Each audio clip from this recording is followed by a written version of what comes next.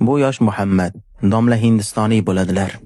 Buxoroda o'qib yurgan kezlarida faqirlikdan oyoqlarida bir kalish ham yo'q edi. Yalang oyoq yurar edilar. Shu kezlari Buxoroning eng katta boylaridan biri shunchalik boyligidan masjidga farzandi bilan odamlar salla qo'yadigan yerga oyoq kiyimini qo'yib masjidga kirib ketishgan edi. Yosh Muhammad esa yalang oyoq. Muhammad o'ziga o'zi men talib ilm bo'lsam, oyog'imda bir kalishim ham yo'q. Menga bu kalishlarni olish joiz bo'lsa kerak deb boyning kalishini olib ilm safariga jo'naydi.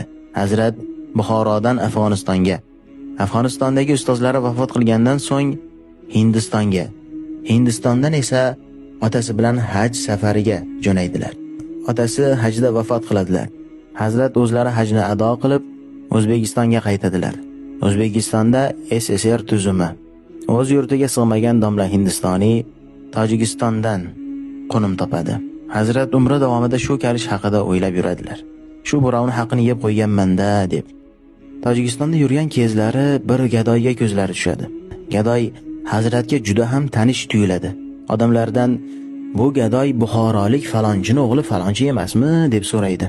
Odamlar ham ha shu deb tasdiqlaydi. Hazrat shu gadoyning uylariga mehmonga chaqiradilar.